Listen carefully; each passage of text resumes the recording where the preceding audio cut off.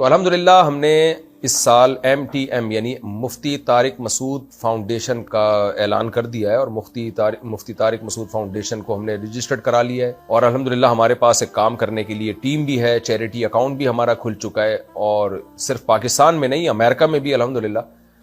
تو میں اب آپ سے اپیل کر رہا ہوں کہ ہمارے جو پروجیکٹ ہے آپ اس میں ہمارا سہارا بنیے۔ یہ چیز انشاءاللہ آپ کے لیے صدقہ جاریہ ہوگی، اپنے مرحومین والدین کے لیے، اپنے اعزاء و اقارب کے لیے بھی آپ صدقات و خیرات کر سکتے ہیں، صدقہ جاریہ کر سکتے ہیں۔ آپ کا پیسہ انشاءاللہ صحیح جگہ پہ استعمال ہوگا اور مستحقین تک آپ کا پیسہ پہنچے گا۔ تو ہمارا جو پروجیکٹ ہے، جن پروجیکٹ پہ ہم نے کام کرنا ہے، غریب بیواؤں مساکین کے ساتھ تعاون، خوراک، راشن، صاف پانی کی فراہمی۔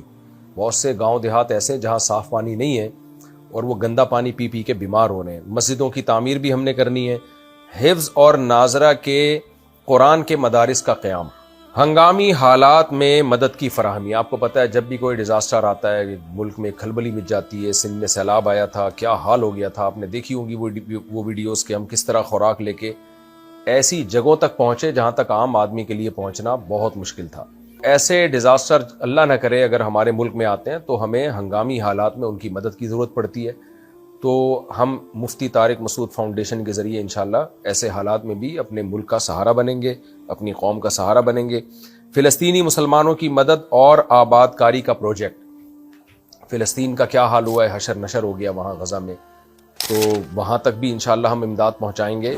ہمارے پاس ذرائع ہیں، وسائل ہیں، وہاں تک جو زخمی ہیں ان کے علاج کے لیے، اور جن کو ضرورت ہے روٹی خوراک کی، ان تک خوراک پہنچانے کی، تو انشاءاللہ وہاں یہ بھی ہمارے پروجیکٹ کا حصہ ہے۔